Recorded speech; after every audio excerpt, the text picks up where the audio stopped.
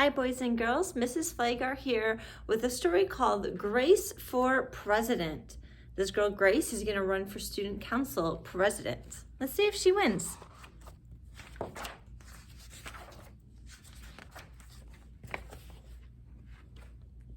One Monday morning in September, Mrs. Barrington rolled out a big poster with all the president's pictures on it.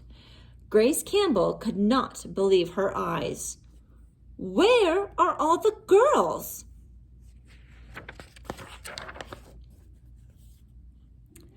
That is a very good question, said Mrs. Barrington. The truth is, our country has never had a woman president. No girl president? Ever? Grace asked. No, I'm afraid not, said Mrs. Barrington. Grace sat at her desk and stewed. No girls? Who'd ever heard of such a crazy thing? Finally, she raised her hand. Yes, Grace? I've been thinking it over, and I'd like to be president. Several students in the class laughed. Well, I think that's a star-spangled idea, Grace, said Mrs. Barrington. In fact, we can have our own election right here at Woodrow Wilson Elementary. The snickering in the room stopped. Grace smiled. Would anyone else like to run for president? Mrs. Barrington asked the class. Nobody raised their hand. Becoming president was going to be easy, Grace thought. The next day, Mrs. Barrington made an announcement. In the name of democracy, I have invited Mr. Waller's class to join our election. Their class has nominated Thomas Cobb to be their presidential candidate. Grace's heart sank. Thomas was the school's spelling bee champion. His experiments always took a blue ribbon at the science fair. And he was the captain of the soccer team. Becoming president wasn't going to be so easy after all, Grace thought. The teachers put the names of all 50 states and the District of Columbia into a hat. Everyone except for Grace and Thomas got to choose a state. I'm Texas, said Anthony. I'm New Hampshire, said Rose. I'm Michigan, said Robbie. What does the number 17 mean? Each state is assigned a number of electoral votes. That number is determined by how many people live in that state, said Mrs. Barrington. Each of you will be a representative for your state. Altogether, our country has 538 electoral votes, Mr. Waller explained. On election day, the candidate who receives 270 electoral votes or more wins the election. Why 270? Asked Rose. That's more than half of all the electoral votes, Mr. Waller said. Becoming president really wasn't going to be easy, Grace thought.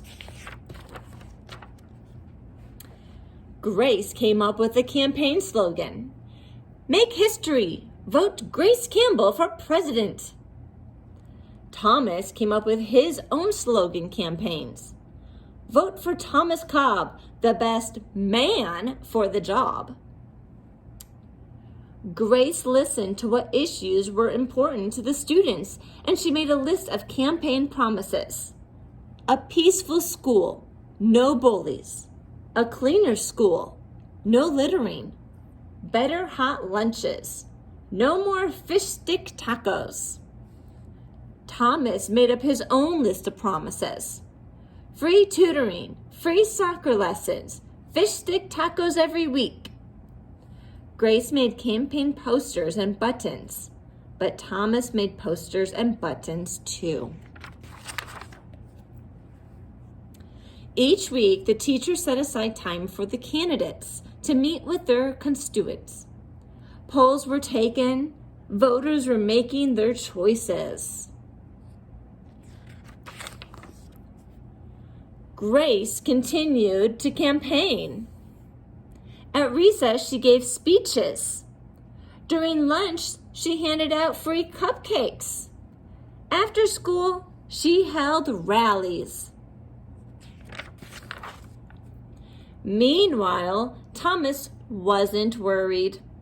He had cleverly calculated that the boys had slightly more electoral votes than the girls. At recess, Thomas studied his spelling words. During lunch, he worked on his latest science experiment.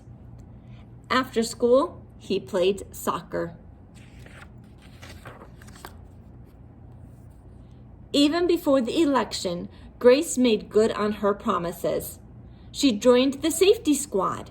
She organized a school beautification committee, and she volunteered her time in the school cafeteria.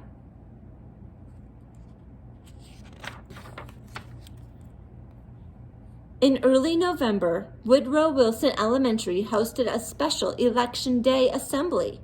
Grace and Thomas took their places on stage as the school band began to play. Henry was the first representative to approach the microphone. The Yellowhammer state of Alabama casts its 9 electoral votes for Thomas Cobb. Fletcher said, "The last frontier state of Alaska casts its 3 electoral votes for the best man for the job, Thomas Cobb." Hannah called out, "The Grand Canyon state of Arizona casts its 10 electoral votes for Grace Campbell." And so it went. State after state after state cast their electoral votes. The scoreboard in the gymnasium kept track of the totals. The voting demonstration was quickly coming to an end. Clara approached the podium. "The Badger State of Wisconsin casts its 10 votes for my best friend, Grace Campbell." Grace looked at the scoreboard. Thomas had 268 and Grace 267. There was only one state still unaccounted for: Wyoming. Thomas grinned. Grace felt sick. Sam walked up to the microphone. He looked at Thomas. He looked at Grace. He looked down at Grace's handmade flag. Sam didn't say a word. "What are you waiting for?" whispered Thomas. The band stopped playing. All eyes were on Wyoming. And finally, Sam cleared his throat. "The equality state of Wyoming casts its 3 electoral votes for Grace Campbell." The gymnasium erupted in loud cheers and a few boos. Mrs. Barrington approached the podium. "With 270 electoral votes, the winner is Grace Campbell." Thomas looked stunned. Grace hugged Sam. "Why did you do it?" she asked. Sam handed Grace his flag. "Because," he said, "I thought you were the best person for the job." The following week, the students in Mrs. Barrington's class were preparing for their career day presentations. Grace volunteered to go first. She stood at the front of the room and glanced at the poster still hanging on the wall. "My name is Grace Campbell, and when I grow up, I'm going to be President of the United States." This time, everyone believed that she would. And here she is in her future, becoming a woman president. So boys and girls, Grace spent a lot of time getting to know the problems of her school. She talked to the students to figure out what do they want to be changed to make things better. If you ran for the school president, what would you want to do to make our school better? Have everyone in your family talk about what you would want to change. Maybe you can even write it down and bring it up to your student council here at our school. I hope you guys enjoyed Grace for President. Remember, anyone can grow up to be anything they want to be, even the President of our United States.